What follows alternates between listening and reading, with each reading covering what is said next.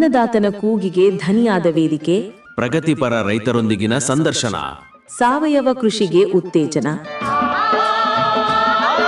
ಬಿತ್ತನೆ ಬೀಜ, ರಸಗೊಬ್ಬರ, ಮಿಶ್ರ ಬೆಳೆ, ವಾರ್ಷಿಕ ಬೆಳೆ, ನೀರಾವರಿ ಪದ್ಧತಿ, ಬೆಳೆ ರೋಗ ನಿಯಂತ್ರಣದ ಬಗ್ಗೆ ಮಾಹಿತಿ,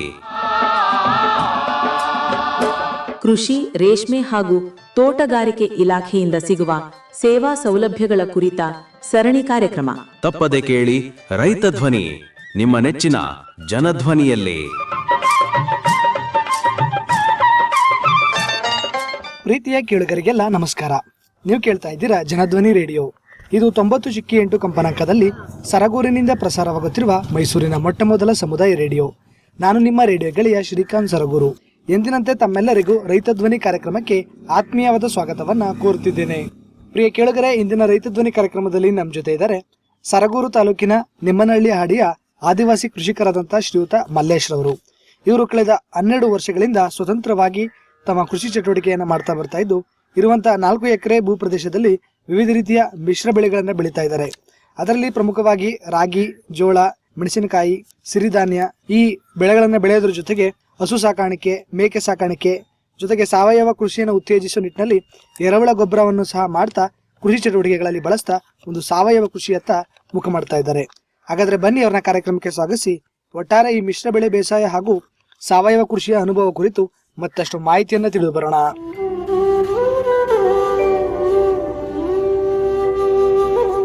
ಮಲ್ಲೇಶ್ ಅವರೇ, ಕಾರ್ಯಕ್ರಮಕ್ಕೆ ಸ್ವಾಗತ. ನಮಸ್ಕಾರ. ನಮಸ್ಕಾರ ಸರ್.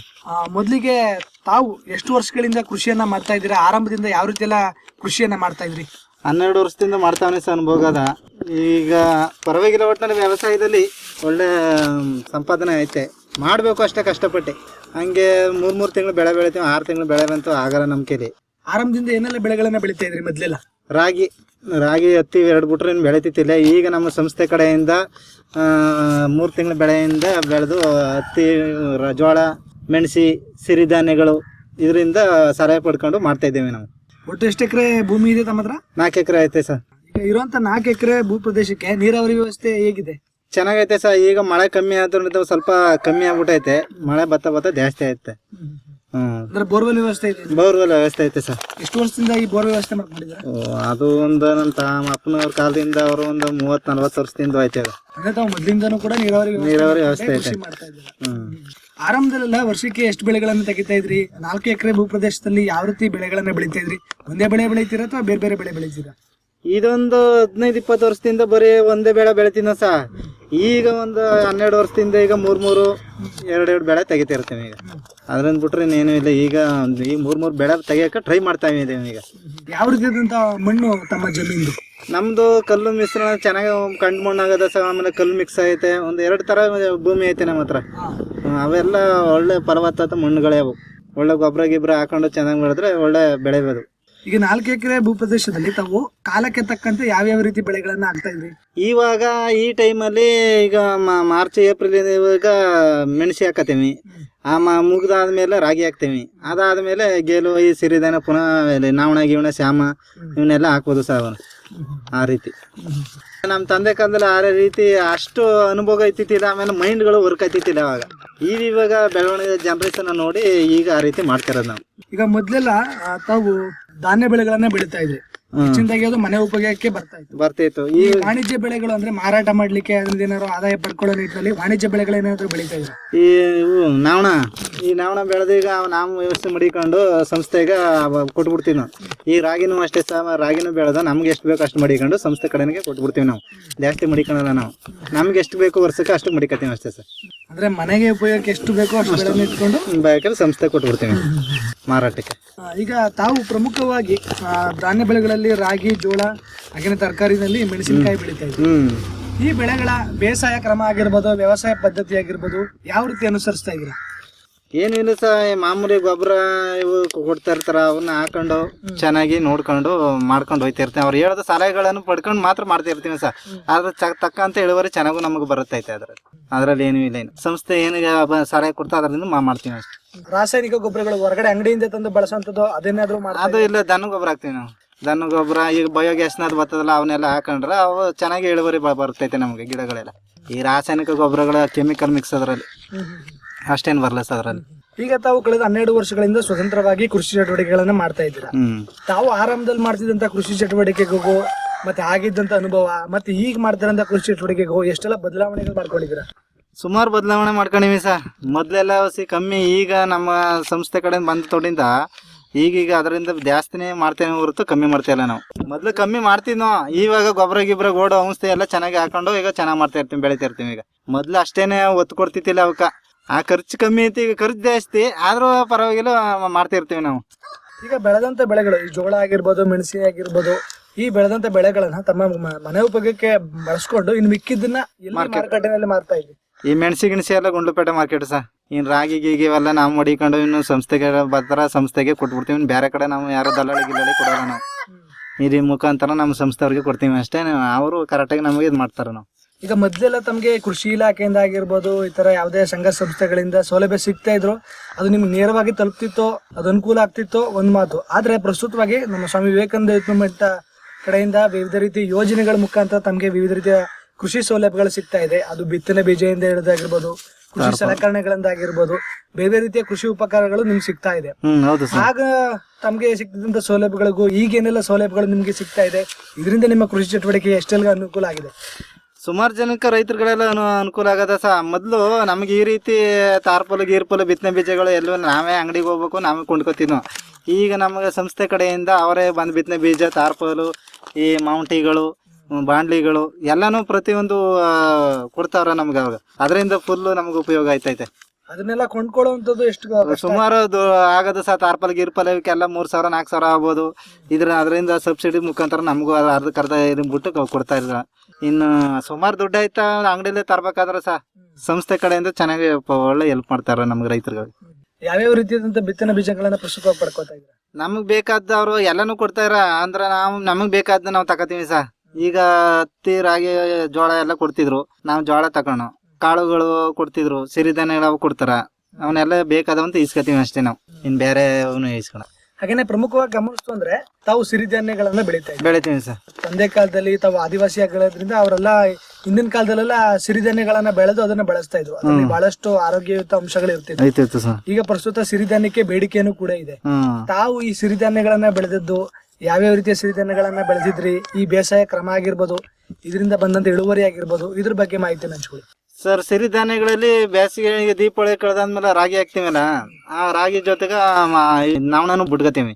ಅವೆರಡು ಕಡೆನೂ ಇದು ಮಾಡ್ಕೊಂಡಾಗ ರಾಗಿ ನಾವಣೆಗಳು ಚೆನ್ನಾಗಿ ಇಳುವರಿ ಬರುತ್ತೆ ಬೇಸಿಗೆ ಟೈಮಲ್ಲಿ. ಈಗ ಮಳೆಗಾಲದಲ್ಲಿ ಟೈಮಲ್ಲಿ ಜಾಸ್ತಿ ಆದ್ರೆ ಅಷ್ಟೇನು ಬರಲ್ಲ, ಅವು ಸೊಪ್ಪು ಕಟ್ಟು ಬಿಡ್ತೈತೆ. ಆ ಟೈಮಲ್ಲಿ ಆಗ್ರೆ ಮಳೆ ಕಂಡಮ ಇರುತ್ತೆ, ನೀರಾವರಿಗೆ ಅದಕ್ಕೂ ಅಡ್ಜಸ್ಟ್ಮೆಂಟ್ ಆಗಿ ಚೆನ್ನಾಗಿ ಇಳುವರಿ ಬರುತ್ತೆ ಸರ್. ಪಕ್ಷಿಗಳು ನೋಡ್ಕೋಬೇಕು ಅಷ್ಟೇ ನಾವು. ಅಧಿಕವಾಗಿ ಏನಾದ್ರು ವ್ಯವಸಾಯ ಕ್ರಮ ಅನುಸರಿಸಬೇಕಾ ಈ ಸಿರಿಧಾನ್ಯಕ್ಕೆ? ಮಾಡ್ಬೇಕು ಸರ್. ಸಾಲರಾಗಿ ರೀತಿ ಮಾಡ್ಕೊಂಡು ಒಂದೊಂದು ಅಡಿಗೆ ಮಾಡ್ಕೊಂಡು ಮಾಡಿದ್ರೆ ಇನ್ನೂ ಚೆನ್ನಾಗಿ ಇಳುವರಿ ಬರ್ತೈತೆ. ಮಾಮೂಲಿ ಚೆಲ್ದಾಗ ರೀತಿ ಮಾಡಿದ್ರೆ ಅದ್ರ ಏನು ಅಷ್ಟೇನಲ್ಲ, ಅಲ್ಲಲ್ಲಿ ಕಚ್ಚಾಕೊಂಡು ಅಂಟಾಕೊಂಡ್ರೆ ಬೇಗ ಬರಲ್ಲ. ಅದು ಅಲ್ಲಲ್ಲೇ ಅವ್ರು ಬಿಡ್ತಾರೆ ಗಿಡಗಳನ್ನ. ಅವನ್ನ ಬಿಡಿ ಒಂದೊಂದು ಸಾಲರ ರೀತಿ ಮಾಡ್ಕೊಂಡ್ರೆ ಇನ್ನೂ ಚೆನ್ನಾಗಿ ಬರ್ತೈತೆ ಸರ್. ಏನಾದ್ರು ಹೆಚ್ಚಿಗೆ ಖರ್ಚು ಅನ್ಸುತ್ತಾ? ಇಲ್ಲ ಖರ್ಚಿಲ್ಲ ಸರ್. ಅದ್ರಲ್ಲಿ ಏನು ಸುಲಭವಾಗಿ ಅದನ್ನ ಬೆಳಿಬೋದು, ಯಾರು ಬೇಕಾದ್ರೂ ಬೆಳಿಬೋದು ಸರ್. ಅದು ಖರ್ಚು ಇಲ್ದೇನೆ ಬೆಳೆಯೋದು. ಕೆಲಸನೂ ಕಡಿಮೆ ಇರುತ್ತೆ, ಕೆಲಸ ಕಮ್ಮಿ, ಖರ್ಚು ಕಮ್ಮಿ, ಒಳ್ಳೆ ಬೆಳಿಬೋದು. ಅದ ಸಿರಿಧಾನ್ಯಗಳು ಯಾರು ಬೇಕಾದ್ರೂ ಮಾಡ್ಬೋದು. ಗೊಬ್ಬರ ಗಿಬ್ಬರ ಔಷಧಿ ಏನು ಬೇಕಾಗಿಲ್ಲ ಸರ್. ಅದು ನೀರು ರಾಗಿ ಒಂದು ಬಿಟ್ರೆ ಇನ್ನೆಲ್ಲ ನಾವು ಕಳೆ ಗಿಡ ಎಲ್ಲ ನಾವೇ ರೈತರುಗಳೇ ಮಾಡ್ಕೋಬೋದ. ಎಷ್ಟು ಎಕರೆ ಈ ಸಿರಿಧಾನ್ಯಗಳನ್ನ ಬೆಳೆದಿರಿ? ಕಳೆದ ವರ್ಷ 2 ಎಕರೆ ಹಾಕಿದ್ನು ಸರ್. 2 ಎಕರೆ ರಾಗಿ, 2 ಎಕರೆ ಸಿರಿಧಾನ್ಯಗಳು ಹಾಕಿದ್ನು, ನಾವಣೆಗಳ. ಅದರಲ್ಲಿ ಎಲ್ಲನೂ ಕೊಟ್ಟು ಸುಮಾರು ಒಂದು 10-20 ಕ್ವಿಂಟಲ್ ರಾಗಿ ಅಲ್ಲಿಗೆ ಸಂಸ್ಥೆಗೆ ಕೊಟ್ಟಿವಿ. ನಾವೊಂದು 5-6 ಕ್ವಿಂಟಲ್ ಮಡಿಕೊಂಡಿವಿ. ಇನ್ನು ಅಷ್ಟು ಬಿಟ್ರೆ ಇನ್ನು ನಾವಣೆ ಅವು ಕಮ್ಮಿ ಅವ ಸರ್. ಅಕ್ಕಿ ಪಕ್ಷಿಗಳು ತಿನ್ಕೊಬಿಟ್ಟು ಒಂದು 60-70 kg ಗಟ್ಟು ಕೊಟ್ಟಿವಿ ಅಷ್ಟೇ, ಜಾಸ್ತಿ ಕೊಟ್ಟಿಲ್ಲ. ಈಗ ಈ ಸಿರಿಧಾನ್ಯಗಳನ್ನ ಬೆಳಿಲಿಕ್ಕೆ ಬಿತ್ತನೆ ಬೀಜನ ಕೂಡ ಸಂಸ್ಥೆಯಿಂದನೇ ನಿಮ್ಗೆ ಸಿಕ್ಕಿದ್ದು, ಅದಕ್ಕೆ ಬೇಕಾದಂತ ಕೃಷಿ ಉಪಕರಣಗಳು ಕೂಡ ಸಂಸ್ಥೆ ಕಡೆಯಿಂದನೇ ಸಿಕ್ತು. ಹಾಗೆ ಬೆಳೆದಂತ ಬೆಳೆಗಳನ್ನು ಕೂಡ ಸಂಸ್ಥೆಗೆನೆ ಮಾರಾಟ ಮಾಡಿದ್ದೀರಾ. ಇದರಿಂದ ತಮ್ಗೆ ಎಷ್ಟು ಅನುಕೂಲ ಆಯ್ತು? ಆ ಬೆಳೆದಂತ ಬೆಳೆಗೆ ಎಷ್ಟೆಲ್ಲ ಆದಾಯ ತಮ್ಗೆ ಸಿಕ್ತು? ಸುಮಾರು ಸಿಕ್ಕದ ಸಹ. ನಾವು ಈಗ ಸರಗೂರು ಮಳಿಗೆಗಳಿಗೆ ಮಾಡೋದ್ಕಿಂತ ಸಂಸ್ಥೆ ಕೊಟ್ರೆ ನಮ್ಗೆ ಅದರಲ್ಲಿ ಹೆಚ್ಚು ಲಾಭ. ಅಲ್ಲಿ ದಲ್ಲಾಳಿಗಳಿಂದ ನಮ್ಗೆ ರೈಟ್ ಸರಿ ಸಿಕ್ಕಲ್ಲ, ಅರ್ಧಕ್ಕರ್ಧನೇ ಸಿಕ್ಕದಲ್ಲ. ಇಲ್ಲಿ ನಮ್ಗೆ ಏನ್ ರೈಟ್ ಅದ ಅದರಲ್ಲಿ ಎಲ್ಲಾನು ಇಲ್ಲಿ ಪಕ್ಕ ಕೊಡ್ತಾರೆ ನಮ್ಗೆ ಸಂಸ್ಥೆ ಕಡೆಯಿಂದ. ಹಾಗೇನೆ ತಾವು ಹಸು ಸಾಕಾಣಿಕೆ ಮತ್ತೆ ಮೇಕೆ ಸಾಕಾಣಿಕೆಯನ್ನು ಕೂಡ ಮಾಡ್ತಾ ಇದ್ದೀರಾ. ಎಷ್ಟು ಹಸುಗಳನ್ನ ಸಾಕ್ತಾ ಇದ್ದೀರಾ? ಅದರಿಂದ ಹಾಲು ಉತ್ಪಾದನೆ ಆಗಿರ್ಬೋದು, ತಮ್ಮ ಮನೆ ಬಳಕೆಗೆ ಆಗಿರ್ಬೋದು, ಮಾರಾಟಕ್ಕಾಗಿರ್ಬೋದು, ಹೇಗ್ ನಿರ್ವಹಣೆ ಮಾಡ್ತಾ ಇದ್ದೀರಾ? ಒಂದು ಹಸು ಸಾಕಿ ಸಹ ಇಲ್ಲತಿ ಹಸನದು. ಅದು ಬೆಳಿಗ್ಗೆ ಒಂದು 4 ಲೀಟ್ರು, ಸಾಯಂಕಾಲ ಒಂದು 4 ಲೀಟ್ರ್ ಕೊಡ್ತೈತೆ. ಅದರಲ್ಲೇ ಒಂದೊಂದು ಮಡಿಕೊಂಡು ಇನ್ನು ಬಾಕಿ ಅದೆಲ್ಲ ಡೈರಿಗೆ ಹಾಕತೇವೆ. ಇನ್ ಮೇಕೆ ಒಂದೇ ಸಾಕಿರೋದು, ಅದು ನಮಗೆ ಇದು ಇರ್ಲಿ ಅನ್ಬಿಟ್ಟು ಸಾಕ್ತಿರೋದು ಸರ್. ತರಬೇತಿ ಏನಾದ್ರು ಪಡ್ಕೊಂಡಿದ್ದೀರಾ ಮೇಕೆ ಸಾಕಾಣಿಕೆ ಮೇಕೆ ಹಸು ಸಾಕಾಣಿಕೆ ತರಬೇತಿ ಪಡ್ಕೊಂಡಿವಿ. 3 ದಿನ ಟ್ರೈನಿಂಗ್ ಹೋಗಿವಿ. ಅದ್ರ ಬಗ್ಗೆ ಎಲ್ಲ ರೋಗ ಗೀಗ ಎಲ್ಲ ಅದ್ರ ಬಗ್ಗೆ ತಿಳಿಸ್ತಾರ ನಮಗ. ಹಾಗಾಗಿ ಹೋಯ್ತಿದ್ರ ಇನ್ನು ಮಾಡ್ತಿದ್ರ ಅನುಭವ ಮಾಡ್ತಿದ್ರ ಅವಾಗೆಲ್ಲ ಗೊತ್ತಾಯ್ತ ನಮಗ. ಇನ್ನು ಹೆಚ್ಚಿನದಾಗಿ ಹಸುಗಳನ್ನ ತಗೊಂಡು ಸಾಕಲ್ದ ಏನಾದ್ರು ಯೋಜನೆ ಇದೆ? ಈ ವರ್ಷ ಒಂದು ತಗೊಂಡಿವಿ. ಅದ್ರ ಮೇಲೆ ನೋಡ್ಕೊಂಡು ಹೋಯ್ತಾ ಯಾವ ರೀತಿ ಇದ್ದು ನೋಡ್ಬಿಟ್ಟು ಅದು ತಗೋತೀವಿ ಸರ್. ಅದ್ರ ಮೇಲೆ ಅನುಭವದ ಮೇಲೆ. ಹಾಗೆ ಈ ಕೃಷಿ ಚಟುವಟಿಕೆಗಳಲ್ಲಿ ಅಂದ್ರೆ ಬೆಳೆಗಳನ್ನ ಬೆಳೆಯೋದ್ರ ಜೊತೆಗೆ ಈ ರೀತಿ ಹಸು ಸಾಕಾಣಿಕೆ ಮತ್ತೆ ಮೇಕೆ ಸಾಕಾಣಿಕೆಯನ್ನ ಜೊತೆಗೂ ಮಾಡೋದು ಎಷ್ಟು ಅನುಕೂಲ ಆಗುತ್ತೆ ರೈತರಿಗೆ? ರೈತನಿಗೆ ಅನುಕೂಲನೇ ಸರ್. ಯಾವ್ದು ಅನುಕೂಲ ಆಗದ ಯಾವ್ದು ಇಲ್ಲ, ಎಲ್ಲ ಅನುಕೂಲನೇ ಆಗೋದು. ಲಾಸ್ ಏನೂ ಆಗಲ್ಲ. ಆ ರೀತಿ ಯಾವ ರೀತಿ ಪಡ್ಕೋಬೇಕು ಕಾಪಾಡ್ಕೋಬೇಕು ಅನ್ನೋದು ನಮ್ಮ ಕೈಲಿ ಇರ್ಬೇಕು ಅಷ್ಟೇ ರೈತರಲ್ಲಿ. ಹೆಂಗೆ ಅಂದ್ರೆ ಈಗ ಕಾಡು ದಿಕ್ಕು ಬಿಟ್ಟಿದ್ರ ಅರಣ್ಯ ದಿಕ್ಕ ಮೇಕೆ ಸಾಕಣೆ ಅನ್ನೋದು ಇನ್ನು ಸುಲಭ ಆಗೋದು. ಈಗೆಲ್ಲ ಬರೀ ಕಾಡು ಪ್ರಾಣಿಗೆ ಬಿಡಲ್ವಲ್ಲ, ಎಲ್ಲ ಜಮೀನಲ್ಲಿ ಅಲ್ವಾ, ಅದ್ರಲ್ಲಿ ಎಷ್ಟು ಬೇಕು ಅಷ್ಟು ಮಾತ್ರ ಸಾಕಾಗೋದು. ಈಗ ಹಸು ಎಲ್ಲ ಹಾಕೊಂಡು ಸೀಮೆ ಹುಲ್ಲು ಹಾಕೊಳ್ತೀವಲ್ಲ, ಇಲ್ಲತ್ತೆ ಹೆಸರು ರೆಡಿ ಆಯ್ತದ. ಇವು ಮೇಕೆ ಸಾಕಣೆಯಲ್ಲಿ ಬೇಸಿಗೆ ಟೈಮಿಗೆ ಮಾತ್ರ ಉಪಯೋಗ ಜಾಸ್ತಿ ಆಯ್ತು. ಈ ಫಸಲ್ ಟೈಮಿಗೆಲ್ಲ ಜಮೀನಲ್ಲಿ ಜಾಸ್ತಿ ಒಂದು ಗಿಡ ಇದ್ರೆ ಸೊಪ್ಪು ಮುರಿದು ಹಾಕಬೇಕು ಅಷ್ಟೇ ಸರ್. ಅನುಕೂಲ ಐತೆ ಅಂದ್ರೆ ಫಾರೆಸ್ಟ್ ಬಿಡಬೇಕು, ಹಂಗಾದ್ರೆ ಸಾಕಾಣಿಕೆ ಇನ್ನೂ ಹೆಚ್ಚಾಗಿ ಬೆಳೆ ಸಾಕಬಹುದು. ಇವುಗಳಿಗೆಲ್ಲ ಮೇವೆಲ್ಲ ಹೇಗೆ ಒದಗಿಸ್ತಾ ಇದ್ದಾರೆ? ಈ ಮೇವೆಲ್ಲ ಅಂದ್ರೆ ಸರ್ ಒಂದು ಅಲ್ಲೇ ಬೇಲಿ ಗಿಲಿಗಣೆ ಮರ ಇರೋದ್ರಲ್ಲಿ ತಂದು ಹಾಕೊಂಡು ಹೆಂಗೆ 1-2 ಸಾಕತ್ತೇವೆ ಅಷ್ಟೇ. ಹಸುಗೆ ಜಮೀನಲ್ಲೇ ಹುಲ್ಲು ಹಾಕತ್ತೀವಿ. ಹಿಂಡಿ ಅಂಗಡಿ ತಂದು ಹಾಕತ್ತೀವಿ ಸರ್.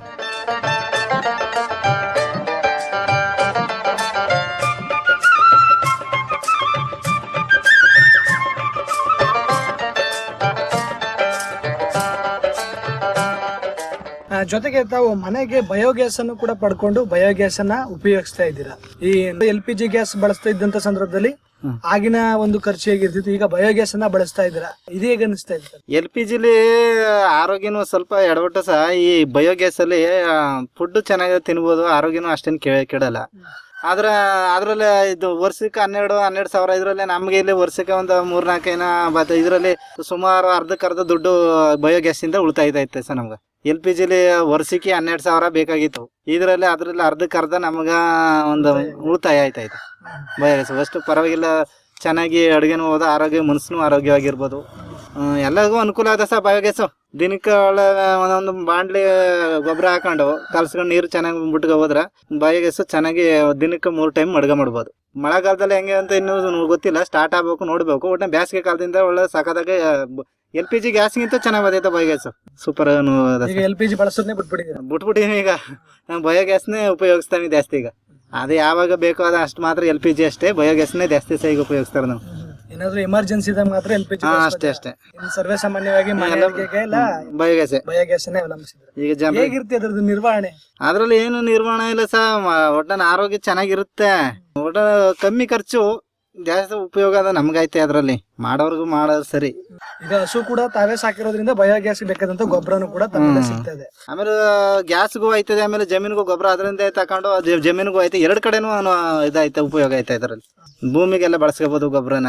ವೇಸ್ಟ್ ಆಗಿ ಬಂದದ್ನ ಪರವಾಗಿಲ್ಲ ಸರ್. ಒಳ್ಳೆ ಐಡಿಯಾ ಮಾಡಿ ನಮಗೂ ರೈತರಿಗೆ ಉಪಯೋಗ ಅಲ್ಲಿ ಅಂದ್ಬಿಟ್ಟು ಬಳಸ್ಕೊಟ್ರ ನಮ್ಗೆ. ಅದನ್ನ ಕರೆಕ್ಟಾಗಿ ನಾವು ಉಪಯೋಗಿಸ್ಕೊತ. ಜೊತೆಗೆ ತಾವು ಎರೆಹುಳು ಘಟಕದ ಗೊಬ್ಬರದ ತಯಾರಿಯನ್ನ ತರಬೇತಿಯನ್ನ ಪಡ್ಕೊಂಡಿದ್ದೀರಾ. ಪ್ರಸ್ತುತ ತಾವು ಎರೆಹುಳು ಘಟಕವನ್ನ ಮಾಡ್ಕೊಂಡು ಗೊಬ್ಬರವನ್ನ ತಯಾರಿಸಿ ತಮ್ಮ ಒಂದು ಕೃಷಿ ಚಟುವಟಿಕೆ ಬಳಸ್ತಾ ಇದ್ದೀರಾ. ಈ ತರಬೇತಿನ ಯಾವಾಗ ಪಡ್ಕೊಂಡ್ರಿ? ಈ ಗೊಬ್ಬರವನ್ನ ಮಾಡ್ಕೊಳ್ಳೋದಾಗಿರ್ಬೋದು, ಇದನ್ನ ಬಳಸೋದಾಗಿರ್ಬೋದು, ಇದ್ರ ಬಗ್ಗೆ ಮಾಹಿತಿಯನ್ನ ಹಂಚ್ಕೊಳ್ಳಿ. ಎರೆಹುಳು ಗೊಬ್ಬರ ಮಾಮೂಲಿ ಕಸ ಗೊಬ್ಬರ ಇವೆಲ್ಲ ಹಾಕೊಂಡು ಸಹ ಸೊಪ್ಪಿಗೆ ಹಾಕೊಂಡು ಅವೆಲ್ಲ ಕೊಳತು ಗಿಳ್ತಾ ಇದೆಲ್ಲ ಮಣ್ಣು ಇದಾಯ್ತದಲ್ಲ, ಗೊಬ್ಬರ ಮಿಕ್ಸ್ ಮಾಡಿ ಅದನ್ನ ಗಿಡಗಳು ಹಾಕಿದ್ರೆ ಚೆನ್ನಾಗಿ ಇನ್ನೂ ಗಿಡಗಳು ಎಲ್ಲ ಅಂಗಡಿಗಳು ಕೊಂಡೋದಕ್ಕಿಂತ ಇದರಲ್ಲಿ ಚೆನ್ನಾಗಿ ಬೆಳೆ ಬೆಳಿಬೋದು ನಾವು. ಅವರಲ್ಲಿ ಅದಕ್ಕೂ ಅಂಗಡಿ ಗೊಬ್ಬರಕ್ಕೂ ಗೌರ್ಮೆಂಟ್ ಗೊಬ್ಬರಕ್ಕೂ ನಾವು ತಯಾರು ಮಾಡೋ ಎರೆಹುಳ ಗೊಬ್ಬರಕ್ಕೂ ಭಾಳ ವ್ಯತ್ಯಾಸ ಐತೆ ಸರ್. ಅದ್ರಲ್ಲಿ ಒಟ್ಟು ಎರೆಹುಳ ಗೊಬ್ಬರನೇ ಬೆಸ್ಟ್ ಸಹ ಅಂಗಡಿ ಗೊಬ್ಬರ ಇದಕ್ಕಿಂತ. ತರಬೇತಿ ಯಾವಾಗ ಪಡ್ಕೊಂಡಿದ್ದೀನಿ? ಕಳೆದ ವರ್ಷ. ಎಷ್ಟು ಬಾರಿ ಮಾಡ್ಕೊಂಡಿದ್ದೀರಾ ಈಗ 1 ವರ್ಷದಿಂದ ಈ ಗೊಬ್ಬರನ? 1 ವರ್ಷ ಈಗ 2 ಬಾರಿ ಮಾಡ್ತೇವೆ. 6 ತಿಂಗಳಿಗೆ ಮಾಡ್ಕೊತಿರ್ತೀವಿ ತುಂಬ್ದಾಗ. ಹಾಗಾಗಿ ಅಲ್ಲಲ್ಲೇ ಉಪಯೋಗಿಸ್ಕೊಂಡು ಗಿಡಗಳಿಗೆ ಅಲ್ಲಲ್ಲೇ ಮಾಡ್ಕೊಂಡು ಚೆನ್ನಾಗಿ ಬೆಳಿತಿದ್ದೇವೆ ಸರ್. ಪ್ರಸ್ತುತ ಎಷ್ಟು ಚೀಲ ಅಂದ್ರೆ ಎಷ್ಟು ತೊಟ್ಟಿಗೆ ಗೊಬ್ಬರವನ್ನ ಮಾಡ್ಕೋತೀರಾ? 10 ಚೀಲ ಆಯ್ತವ ಸರ್. 10 ಚೀಲ ಆಗುತ್ತೆ. 10 ಚೀಲ ಆಯ್ತು. ಅಂದ್ರೆ ಒಂದು ತೊಟ್ಟಿನಲ್ಲಿ ಮಾಡ್ಕೊತ ಅಂದ್ರೆ 10 ಚೀಲ ನಿಮ್ಗೆ ಗೊಬ್ಬರ ಸಿಗುತ್ತೆ. ಅದೇ 10 ಚೀಲ ಗೊಬ್ಬರವನ್ನು ನೀವು ಹೊರಗಡೆ ಕೊಂಡ್ಬೇಕು ಅಂದ್ರೆ ಎಷ್ಟಾಗ್ತಿತ್ತು? ಸುಮಾರು ದುಡ್ಡು ಆಗೋದು ಸರ್. ಈಗಿನ ರೇಟ್ ನೋಡಿದ್ರೆ ಸುಮಾರು 15,000 ಮೇಲೆ ಉಂಟಾಯ್ತ ಸರ್. ಆ ದುಡ್ಡೆಲ್ಲ ನಮ್ಗೆ ಉಳಿತಾಯ ಆಯ್ತಾಯ್ತು. ಅಲ್ಲಿ ಏನೇನ್ ಪದಾರ್ಥಗಳನ್ನ ಹಾಕ್ತೀರಾ? ಮಾಮೂಲಿ ಸೊಪ್ಪು ಇವೆಲ್ಲ ಹುಲ್ಲು ಗಿಲ್ಲು ಈ ದನ ಗೊಬ್ಬರ ಇವನ್ನೆಲ್ಲ ಇಟ್ಕೊಂಡು ಎರೆಹುಳ ಅಲ್ಲೇ ಹಾಕಿ ಇರ್ತವೆ, ಅಲ್ಲೇ ಮೇಯ್ಕೊಂಡು ಇದು ಮಾಡಿ ಮಿಕ್ಸ್ ಆಗಿರ್ತ ಸಾಲು ಏನು ಕಲ್ಸ್ಕೊಂಡು ತಗೊಂಡು ತಾರ್ಪಾಲ ಮಿಕ್ಸ್ ಮಾಡ್ಕೊಂಡು ಚೀಲಕ್ಕೆ ಹಾಕೊಂಡು ಗಿಡಗಳಿಗೆ ಹಾಕ್ತೀವಿ ಅಷ್ಟೇ. ಈಗ ಸಂಪೂರ್ಣವಾಗಿದ್ದಾವೆ ಎರೆಹುಳ ಗೊಬ್ಬರ ಹಾಗೆ ಮತ್ತೆ ಏನ್ ದನದ ಗೊಬ್ಬರ ಬತ್ತ ಅದನ್ನೇ ಸಂಪೂರ್ಣವಾಗಿ ಬಳಸ್ತಾ ಇದ್ದೀರಾ? ಹೌದು ಸರ್. ಅಂಗಡಿಯಿಂದ ಯಾವ ಬಳಸ್ತಾ ಇಲ್ಲ. ಎಲ್ಲೇ ಔಷಧಿ ಬೇಕಂದ್ರೆ ಎಲ್ಲ ಬೇಕಾದಾಗ ಹೋಯ್ತೀವಿ, ಇಲ್ಲಾರ ಅದಕ್ಕೂ ಹೋಗಾರ ಸಾಧನ. ಈಗ ಕೆಲವೊಂದು ರೈತರ ಮನಸ್ಥಿತಿ ಹೇಗಿರುತ್ತೆ ಅಂದ್ರೆ ಅಂಗಡಿನಲ್ಲಿ ರಾಸಾಯನಿಕ ಗೊಬ್ಬರಗಳನ್ನ ಬಳಸಿದ್ರೆ ಹೆಚ್ಚಾಗಿ ಇಳುವರಿ ಕೊಡುತ್ತೆ, ನಮ್ಗೆ ಹೆಚ್ಚಾಗಿ ಫಲ ಸಿಗುತ್ತೆ ಅನ್ನೋದೊಂದು ಮನಸ್ಥಿತಿ ಇರುತ್ತೆ. ಆದ್ರೆ ಈ ರೀತಿಯ ಸಾವಯವ ಗೊಬ್ಬರಗಳನ್ನ ಬಳಸಿ ಕೃಷಿ ಮಾಡೋದ್ರಿಂದ ಅಲ್ಲಿ ಬರೋಂತ ಫಲ ಬಹಳ ಫಲವತ್ತತೆಯಾಗಿರುತ್ತೆ. ಮನುಷ್ಯನ ಆರೋಗ್ಯಕ್ಕೂ ಕೂಡ ಅದು ಹಾನಿಯನ್ನ ಉಂಟು ಮಾಡೋದ್ರಿಂದ ಬಹಳಷ್ಟು ಆರೋಗ್ಯಕರವಾಗಿರುತ್ತೆ. ಈ ನಿಟ್ಟಿನಲ್ಲಿ ಈ ಸಾವಯವ ಗೊಬ್ಬರವನ್ನ ಬಳಸೋದ್ರಿಂದ ಎಷ್ಟು ಅನುಕೂಲ ಆಗುತ್ತೆ, ಮತ್ತೆ ಈ ರೀತಿಯ ರಾಸಾಯನಿಕ ಗೊಬ್ಬರಗಳನ್ನ ಬಳಸಿದ್ರೆ ಭೂಮಿಗೆ ಎಷ್ಟು ತನ್ನ ಫಲವತ್ತತೆಯನ್ನ ಕಳ್ಕೊಳ್ಳೋ ನಿಟ್ಟಿನಲ್ಲಿ ಇದು ಮಾರಕ ಆಗಿದೆ. ಈ ಅಂಗಡಿ ಗೌರ್ಮೆಂಟ್ ಗೊಬ್ಬರಗಳು ತಂದ್ರೆ ಭೂಮಿ ಹಾಳಾಯ್ತು ಅಷ್ಟೇ ಸಹ. ಈ ನಮ್ಮ ಎರೆಹುಳ ಗೊಬ್ಬರಗಳು ಹಾಕಿದ್ರೆ ಭೂಮಿ ಫಲವತ್ತತೆ ಜಾಸ್ತಿ ಆಯ್ತು ಹೊರತು ಕಮ್ಮಿ ಆಗಲ್ಲ. ಅದರಿಂದ ಹೆಚ್ಚಿನ ಬೆಳೆನೂ ಬೆಳಿಬಹುದು, ಭೂಮಿನೂ ಹಾಳಾಗಲ್ಲ, ಎಲ್ಲ ಚೆನ್ನಾಗಿ ನಾವು ಆರೋಗ್ಯ ಇರ್ಬೋದು, ಭೂಮಿನೂ ಆರೋಗ್ಯವಾಗಿರುತ್ತೆ. ನಮ್ಗೆ ಅದರಿಂದ ಚೆನ್ನಾಗಿ ಉಪಯೋಗ ಐತೆ ನಮ್ಗೆ. ಈಗ ರಾಸಾಯನಿಕ ಅದ್ರಲ್ಲಿ ಎಲ್ಲ ಬರೀ ಕೆಮಿಕಲೇ ಸಹ ಈ ಎರೆಹುಳ ಗೊಬ್ಬರದಿಂದ ನಮ್ದು ನಾವೇ ರೈತರೇ ತಯಾರು ಮಾಡೋದ್ರಿಂದ ಏನು ಉಪಯೋಗ ಚೆನ್ನಾಗೈತೆ ಇದ್ರಲ್ಲಿ. ಈಗ ನಾನೇ ಸ್ವತಃ ಗೊಬ್ಬರ ತಯಾರಿ ಮಾಡ್ಕೋಬೇಕು ಅಂದ್ರೆ ನನ್ನ ಹತ್ರ ಹಸು ಇಲ್ಲ, ನನಗೆ ಜಾಗ ಇಲ್ಲ, ನಾನು ಯಾವ ರೀತಿ ಗೊಬ್ಬರ ತಯಾರಿ ಮಾಡಿ ನಾನು ಜಮೀನಿಗೆ ಬಳಸ್ತೀನಿ ಮನಸ್ಥಿತಿ ಕೆಲವ್ರಲ್ಲಿ ಇರುತ್ತೆ. ಅಂತವ್ರಿಗೆ ಇರುವಂತ ಕಡಿಮೆ ಭೂಪ್ರದೇಶದಲ್ಲಿ ಈ ರೀತಿ ಯಾವ ರೀತಿ ಎಲ್ಲ ಗೊಬ್ಬರ ತಯಾರಿ ಮಾಡ್ಕೊಂಡು ಸ್ವತಃ ಸಾವಯವ ಕೃಷಿಯನ್ನ ಮಾಡಬಹುದು ಅನ್ನೋ ಕುರಿತು ಏನ್ ಹೇಳಕ್ ಇಷ್ಟಪಡ್ತೀರಾ? ಒಟ್ಟು ರೈತರು ಈ ಎರೆಹುಳ ಸಾವಯವ ಗೊಬ್ಬರ ಮಾಡಿದ್ರೆ ಒಳ್ಳೇದು. ಈಗ ಅಂಗಡಿಯಿಂದ ತರೋದಕ್ಕಿಂತ ನಮ್ಮ ಹಸುಗಳು ನಮ್ಮ ಹತ್ರನೇ ಎಲ್ಲ ಯಾವ್ದು ದುಡ್ಡು ಕೊಟ್ಟು ತಗೊಂಡಂಗಿಲ್ಲ, ಎಲ್ಲ ನಮ್ಮ ಹತ್ರದಿಂದ ಸ್ವಂತ ಇರೋದ್ರಿಂದ ಎಲ್ಲ ಉಪಯೋಗ ಆಯ್ತಾ ಇದ್ರಲ್ಲಿ. ಮಾಡ್ಕೊಂಡು ಒಂದು ಖರ್ಚಿಲ್ಲ ಏನಿಲ್ಲ, ನಾವೇ ಮಾಡ್ಕೊಂಡು ನಾವು ಉಪಯೋಗಿಸ್ಕೊಂಡು ಮಾಡ್ಬೋದು. ಅದು ಆಗಲ್ಲ ಅಂದ್ರೆ ಜಾಸ್ತಿ ಮಾರಾಟ ಮಾಡ್ಕೊಂಡ್ರು ಇದ್ರ ಎರೆಹುಳ ಗೊಬ್ಬರಲ್ಲೂ ಮಾಡ್ಕೋಬೋದು. ನಾವು ಬೇರೆ ರೈತರುಗಳೆಲ್ಲ ಕೊಡ್ಬೋದು, ಅವ್ರಿಗೂ ಉಪಯೋಗ ಆಯ್ತದೆ. ಅವ್ರು ಒಂದ್ಸಲ ನೋಡ್ಬಿಟ್ಟು ಅವರು ನಮ್ಮನ್ನ ನೋಡಿ ಇನ್ನೊಬ್ರು ಕಲಿಬೋದು. ಅದರಲ್ಲಿ ಎಲ್ಲ ಅನುಭವ ಐತೆ ಇದ್ರಲ್ಲಿ ಮಾಡೋರು ಬೇಕು ಅಷ್ಟೇ. ಅಂದ್ರೆ ನಮ್ಮ ಸ್ವಂತಕ್ಕೆ ಎಷ್ಟು ಬೇಕೋ ಅಷ್ಟೊಂದು ಬಳಸ್ಕೊಳ್ಬಹುದು, ಇನ್ನು ಮಿಕ್ಕಿದ ಮಾರಾಟನೂ ಮಾಡ್ಬೋದು, ಅದರಿಂದನೂ ಆದಾಯ ಗಳಿಸಬಹುದು. ಹೌದು ಸರ್. ಈಗ ತಾವು ಕಳೆದ 12 ವರ್ಷಗಳಿಂದ ಸ್ವತಂತ್ರವಾಗಿ ಕೃಷಿಯನ್ನ ಮಾಡ್ತಿದ್ದಂತ ಸಂದರ್ಭದಲ್ಲಿ ಮತ್ತೆ ಪ್ರಸ್ತುತ ತಾವು ಮಾಡ್ತಿರುವಂತ ಕೃಷಿ ಸಂದರ್ಭ ಆಗಿರ್ಬೋದು, ಬಹಳಷ್ಟು ಬದಲಾವಣೆಗಳಾಗಿದೆ, ಬಹಳಷ್ಟು ಸೇವಾ ಸೌಲಭ್ಯಗಳು ತಮಗೆ ತಲುಪ್ತಾ ಇದೆ. ಪ್ರಸ್ತುತ ತಮ್ಮ ಒಂದು ಈ ಕೃಷಿ ಚಟುವಟಿಕೆಯಿಂದ ಆದಾಯದ ಸ್ಥಿತಿಗತಿ ಆಗಿರ್ಬೋದು, ತಮ್ಮ ಜೀವನ ಆಗಿರ್ಬೋದು ಎಷ್ಟೆಲ್ಲ ಸುಧಾರಿಸಿದೆ? ಸುಮಾರು ಸುಧಾರಿಸ್ತದ ಸಹ. ಮೊದ್ಲಿಗಿಂತ ಕಮ್ಮಿ ಆಗ ಖರ್ಚು ಈ ಕಡಿಮೆ ಇದರಿಂದ ಜಾಸ್ತಿ ಅದಕ್ಕಿಂತ ತಕ್ಕಂತೆ ಸಿಕ್ತಿತ್ತು. ಈಗ ಖರ್ಚು ಜಾಸ್ತಿ ಆದ್ರೆ ಹೆಚ್ಚು ಲಾಭನೂ ಗಳಿಸ್ತಾವೆ ನಾವು ಇದರಿಂದ. ಎಲ್ಲದಕ್ಕೂ ನಮಗೂ ಅನುಕೂಲ ಆಯ್ತೈತೆ. ನಾವು ಎಷ್ಟು ಪಡ್ಕೋಬೇಕು ಅಷ್ಟು ಮಾಡ್ಬೋದು, ಅತಿ ಹೆಚ್ಚಾಗಿ ಅವ್ರು ಮಾಡಂಗಿಲ್ಲ. ಮಾಡೋ ಅಷ್ಟು ನಾವು ಆಡ್ಬಿದ್ದೋಯ್ತೀವಿ ಅಷ್ಟೇ. ಎಷ್ಟು ತಕ್ಕಂತ ನಮ್ಮ ಮೈಂಡ್ ಎಷ್ಟು ಸೆಟ್ ಐತೆ ಅಷ್ಟು ಮಾಡ್ಕೊಂಡು ರೈತ ನಮಗೂ ಅನುಕೂಲ ಆಗಿ ಬೆಳ್ಕೊಂಡು ಬೆಳೆಬೋದು, ಲಾಭದಾಯಕ ಒಟ್ಟಿನಲ್ಲಿ. ಅಂದ್ರೆ ನಮ್ಮ ಆಸಕ್ತಿ ಮತ್ತೆ ನಮ್ಮ ಪರಿಶ್ರಮದ ಮೇಲೆ ನಿಂತಿದೆ. ಹೌದು ಸರ್. ನಾವು ಆಸಕ್ತಿ ಇಟ್ಟು ಏನು ಅಗತ್ಯ ತರಬೇತಿಗಳನ್ನ ಆಗಿರ್ಬೋದು ಮಾಹಿತಿಯನ್ನ ಪಡ್ಕೊಂಡು ಮಾಡಿದ್ರೆ ಕೃಷಿ ಅನ್ನೋದು ಎಲ್ಲರೂ ರೈತರು. ಹೌದು ಸರ್. ಈಗ ಬಹಳಷ್ಟು ಕಡೆಗಳನ್ನ ನೋಡ್ತಿರ್ತೀವಿ, ಕಡಿಮೆ ಭೂ ಪ್ರದೇಶ ಇರುತ್ತೆ, ಅದ್ರಲ್ಲಿ ನಾನು ಏನ್ ಕೃಷಿ ಮಾಡಕ್ಕಾಗುತ್ತೆ, ಇದರಿಂದ ನನಗೆ ಏನ್ ಲಾಭ ಮಾಡಕ್ಕಾಗುತ್ತೆ ಅಂತ ಕೆಲವರು ಕಡಿಮೆ ಭೂ ಪ್ರದೇಶವನ್ನ ತುಂಬಾ ನಿರ್ಲಕ್ಷ್ಯ ಮಾಡ್ಬಿಡ್ತಾರೆ. ಇರುವಂತ ಕಡಿಮೆ ಭೂ ಪ್ರದೇಶದಲ್ಲಿ ಯಾವ ರೀತಿಯಾದಂತ ಉತ್ತಮ ಕೃಷಿಯನ್ನ ಮಾಡ್ಬೋದು ಅನ್ನೋದ್ ಕುರಿತು ತಮ್ಮ ಅನುಭವದ ಪ್ರಕಾರ ಏನ್ ಹೇಳಕ್ ಇಷ್ಟಪಡ್ತೀರಾ? ಈಗ 4 ಎಕರೆ ಇದ್ರು ಮಾಡ್ಬೋದು, 1 ಎಕರೆ 20 ಗುಂಟೆ ಇದ್ರು ಮಾಡ್ಬೋದು ಸರ್. ಅದರಲ್ಲಿ ಅದು 10 ಗುಂಟೆ 20 ಗುಂಟೆ 1 ಎಕರೆ ಒಳಗೆ ಇದ್ರು ನಾವು ಯಾವ ರೀತಿ ಹೈನುಗಾರಿಕೆ ಹಸುಗಿಸು ಸಾಕಣೆ ಎರೆಹುಳ ಗೊಬ್ಬರ ಇವೆಲ್ಲ ಮಾಡೋದ್ರಿಂದ ನಮಗೂ ಲಾಭದಾಯಕ ಮಾಡ್ಬೇಕು ಅಷ್ಟೇ. ಶ್ರಮ ಬಿದ್ದವರು ರೈತರುಗಳು ಯಾವ್ದು ನಾವು ನಿರ್ಲಕ್ಷ್ಯ ಮಾಡಿದ್ರೆ ಅದು ನಿರ್ಲಕ್ಷ್ಯವಾಗಿ ಇರ್ತಾರೆ ಅಷ್ಟೇ. ನಾವು ಮಾಡಿದ್ರೆ ಜಯ ಸಿಗ್ತದ ಅನ್ನೋದ್ರೆ ಜಯ ಸಿಗುತ್ತೆ. ಭೂಮಿಲಿ ಯಾವುದೇ ಜೀವನಕ್ಕೂ ಮೋಸ ಇಲ್ಲ ಸರ್. ಹಾಗೇನೆ ನಾವು ತಾಲೂಕಿನ ಬಹಳಷ್ಟು ಹಾಡಿಗಳಲ್ಲಿ ನಾವು ಗಮನಿಸಿರ್ತೀವಿ, ಆದಿವಾಸಿಗಳು ಸ್ವಂತವಾಗಿ ಜಮೀನನ್ನ ಹೊಂದಿದ್ರು, ಅದನ್ನ ಬೇರೆಯವ್ರಿಗೆ ಗುತ್ತಿಗೆ ಕೊಟ್ಬಿಡೋದಾಗಿರ್ಬೋದು, ತಾವು ಇನ್ನೊಂದ್ ಕಡೆ ಹೋಗಿ ಕೂಲಿ ಮಾಡೋದಾಗಿರ್ಬೋದು, ಈ ಕೇರಳದಿಂದ ಬರೋಂಥವ್ರಿಗೆ ಶುಂಠಿ ಮಾಡ್ಲಿಕ್ಕೆ ಕೊಟ್ಬಿಡೋದಂತಾಗಿರ್ಬೋದು, ಆ ಥರ ಮಾಡೋದನ್ನ ನಾವು ಗಮನಿಸ್ತೀವಿ. ಆ ನಿಟ್ಟಿನಲ್ಲಿ ಇರೋಂಥ ಸ್ವಂತ ಭೂಮಿಯನ್ನೇ ಬಳಸ್ಕೊಂಡು ಬೇರೆ ಕಡೆ ಕೂಲಿಗೆ ಹೋಗದೆ ನಾವೇ ನಮ್ಮ ಜಮೀನಲ್ಲಿ ಕೆಲಸ ಮಾಡೋದ್ರಿಂದ ಎಷ್ಟು ಅನುಕೂಲ ಆಗುತ್ತೆ ಅನ್ನೋದ್ ಕುರಿತು ತಾಲೂಕಿನ ಆದಿವಾಸಿಗಳಿಗೆ ತಾವೇನು ಹೇಳಕ್ ಇಷ್ಟಪಡ್ತೀರಾ? ಅದು ರೈತರುಗಳು ನಮ್ಮ ಆದಿವಾಸಿಗಳು ಮಾಡ್ತಿರೋದು ಮೊದಲನೇ ತಪ್ಪು ಸರ್. ಅದು ನಮ್ಮ ಜಮೀನ ನಾವೇ ಆದಿವಾಸಿಗಳು ನಾವೇ ಶ್ರಮ ಬಿದ್ದು ಬೇರೆ ರೈತರ ಜೊತೆಗೆ ಹೋಗಿದ್ರು, ನಾವೇ ಶ್ರಮ ಬಿದ್ದು ನಾವೇ ಅದರಲ್ಲಿ ಕಷ್ಟಪಟ್ಟು ಬೆಳೆದ್ರೆ ನಮಗೆ ಸರ್ ಇನ್ನು ಬೇರೆಯವ್ರ ಹತ್ರ 1 2 ಎಕರೆ 3 ಎಕರೆ ಮಾಡ್ಕೊಂಡು ಮಾಡ್ಬೋದು. ಈಗ ನಾವೀಗ ನಮ್ಮ ಜಮೀನ್ ಜೊತೆಗೆ ಬೇರೆ ಹತ್ರ ಗುತ್ತಿಗೆ ಹಾಕೊಂಡು 10 ಎಕರೆ ಎಕ್ಸ್ಟ್ರಾ ಮಾಡ್ತೀವಿ, ನಾವೇ 14 ಎಕರೆ ಮೇಲೆ ಹೋಯ್ತೀವಿ ನಾವೇ. ಅದೇ ರೀತಿ ಬೇರೆ ನಮ್ಮ ಆದಿವಾಸಿಗಳು ಅದೇ ರೀತಿ ಮಾಡಿದ್ರೆ ಅವ್ರಿಗೂ ಒಳ್ಳೇದು. ಬೇರೆಯವ್ರಿಗಿಂತ ಶುಂಠಿ ಕೊಡೋದು ಅದೇ ಮಾಡೋದು ನಾವೇ ಬಂಡವಾಳ ಹಾಕೊಂಡು ಮಾಡಿದ್ರೆ ನಮಗೆ ಲಾಭದಾಯಕ ಮಾಡ್ಬೋದು. ಅವನ್ನೆಲ್ಲ ತಪ್ಪಿಸಿದ್ರೆ ನಮ್ಮ ಆದಿವಾಸಿಗಳು ಇನ್ನೂ ಮುಂದೆ ಬರ್ಬೋದು ಅವರು. ಸಂಸ್ಥೆ ಕಡೆಯಿಂದ ಕೂಡ ಸೌಲಭ್ಯಗಳು ಸಿಗ್ತೈತೆ, ಎಲ್ಲಾನು ಸಿಗ್ತೈತೆ. ಅವನ್ನೆಲ್ಲ ಉಪಯೋಗಿಸ್ಕೊಂಡು ನಮ್ಮ ಆದಿವಾಸಿಗಳು ಬೇರೆ ಕಡೆ ಕೊಡದೇನೆ ನಾವೇ ಸ್ವಂತವಾಗಿ ಮಾಡಿದ್ರೆ ಇನ್ನೂ ಒಳ್ಳೇದೇ ಸರ್. ಅಂದ್ರೆ ಸೌಲಭ್ಯಗಳು ಇನ್ನೆಲ್ಲ ಒಂದು ಮಾರ್ಗದ ಮುಖಾಂತರ ತಲುಪುತ್ತೆ. ಆದ್ರೆ ಮಾಡುವಂತ ಆಸಕ್ತಿ, ಶ್ರದ್ಧೆ ಇರ್ಬೇಕು, ಆ ರೈತರಲ್ಲಿ ಇರ್ಬೇಕು, ಆದಿವಾಸಿಗಳಲ್ಲಿ ಇರ್ಬೇಕು ಅಂತ ಹೇಳ್ತಾ ಇದ್ದಾರೆ. ಹೌದು ಸರ್. ಹಾಗಿದ್ರೆ ತಾವು ಮುಂದಿನ ದಿನಗಳಲ್ಲಿ ತಮ್ಮ ಕೃಷಿ ಚಟುವಟಿಕೆಗಳಲ್ಲಿ ಇನ್ನೇನೆಲ್ಲ ಅಳವಡಿಸ್ಕೊಂಡು ಈ ಕೃಷಿ ಚಟುವಟಿಕೆನ ಇನ್ನೂ ಮುಂದೆ ಹೋಗ್ಬೇಕು ಅಂತ ಅನ್ಕೊಂಡಿದ್ದೀರಾ? ಈಗ ಮುಂದೆ ಇನ್ನೂ ಹೋಗ್ಬೇಕು ಅಂತ ಆಸೆ ಇದೆ. ಬೆಳಿಬೇಕು. ಈಗ ಹಾಕಿರೋ ಫಸಲು ಬಿಟ್ಟಿನ ಬೇರೆ ಸಿರಿಧಾನ್ಯಗಳು ಹಾಕಬೇಕು. ಇನ್ನು ಅವನ್ನ ಹಾಕೊಂಡು ಮುಂದೆ ಬೇರೆ ಬೆಳೆಗಳ 3 ತಿಂಗಳು ಬೆಳೆ ಹಾಕೊಂಡು ಚೇಂಜ್ ಮಾಡ್ಕೊ ಹೋಯ್ತಾ ಇರ್ತೀವಿ. ಇನ್ನು ಯಾವ್ದು ಲಾಭ ಜಾಸ್ತಿ ಸಿಗ್ತದ ಅದ್ರ ಮೇಲೆ ಡಿಪೆಂಡ್ ಸರ್. ನಮ್ದು ಒಟ್ಟಲ್ಲಿ ಸಂಪೂರ್ಣವಾಗಿ ಕೃಷಿನಲ್ಲೇ ತೊಡಗಿಸ್ಕೊಂಡು ತಮ್ಮ ಜೀವನವನ್ನ ಕಳಿಬೇಕು ಅಂತ ಅನ್ಕೊಂಡು ತೀರ್ಮಾನ ಮಾಡಿದೀನಿ ಸರ್.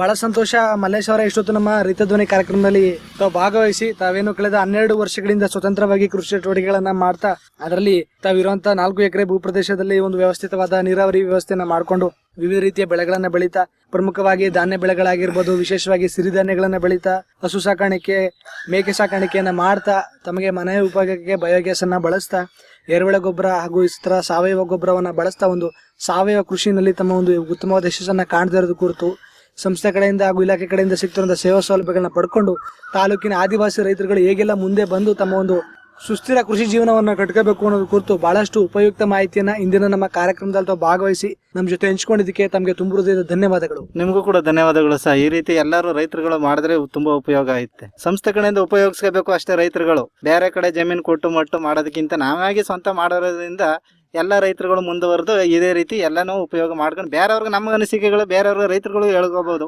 ಅದರಿಂದ ಈ ಕಾರ್ಯಕ್ರಮದ ಪರವಾಗಿ ನಾವು ಧನ್ಯವಾದಗಳಂತ ತಿಳಿಸ್ತೇವೆ. ಪ್ರಿಯ ಕೇಳುಗರೆ, ಇದುವರೆಗೂ ನೀವು ಕೇಳ್ತಾ ಇದ್ರಿ ನಮ್ಮ ರೈತ ಧ್ವನಿ ಕಾರ್ಯಕ್ರಮದಲ್ಲಿ ಸರಗೂರು ತಾಲೂಕಿನ ನೆಮ್ಮನಹಳ್ಳಿ ಹಾಡಿಯ ಸಾವಯವ ಮಿಶ್ರ ಬೆಳೆಗಾರರಾದಂತಹ ಶ್ರೀಯುತ ಮಲ್ಲೇಶ್ ಅವರ ಜೊತೆಗಿನ ಸಂದರ್ಶನ ಕಾರ್ಯಕ್ರಮ. ಇದಾಗಿತ್ತು ಇವತ್ತಿನ ನಮ್ಮ ರೈತ ಧ್ವನಿ ಕಾರ್ಯಕ್ರಮ. ಮತ್ತೆ ಮತ್ತೊಂದು ರೈತ ಧ್ವನಿ ಕಾರ್ಯಕ್ರಮದಲ್ಲಿ ಮತ್ತೊಬ್ಬ ಕೃಷಿಕರ ಸಮಗ್ರ ಮಾಹಿತಿಯೊಂದಿಗೆ ತಮ್ಮನ್ನ ಮತ್ತೆ ಭೇಟಿಯಾಗ್ತೀನಿ. ಅಲ್ಲಿಯವರೆಗೂ ಕೇಳ್ತಾ ಇರಿ ಜನಧ್ವನಿ. ಇದು ನಿಮ್ಮ ನೆಚ್ಚಿನ ಹಾಗೂ ಮೈಸೂರಿನ ಮೊಟ್ಟಮೊದಲ ಸಮುದಾಯ ರೇಡಿಯೋ ಕೇಂದ್ರ 90.8 ಕಂಪನಾಂಕದಲ್ಲಿ ಸರಗೂರಿನಿಂದ ಪ್ರಸಾರವಾಗುತ್ತಿದೆ. ನಮಸ್ಕಾರ.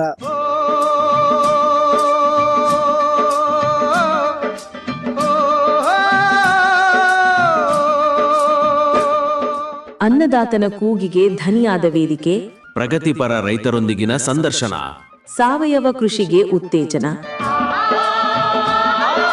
ಬಿತ್ತನೆ ಬೀಜ, ರಸಗೊಬ್ಬರ, ಮಿಶ್ರ ಬೆಳೆ, ವಾರ್ಷಿಕ ಬೆಳೆ, ನೀರಾವರಿ ಪದ್ಧತಿ, ಬೆಳೆ ರೋಗ ನಿಯಂತ್ರಣದ ಬಗ್ಗೆ ಮಾಹಿತಿ,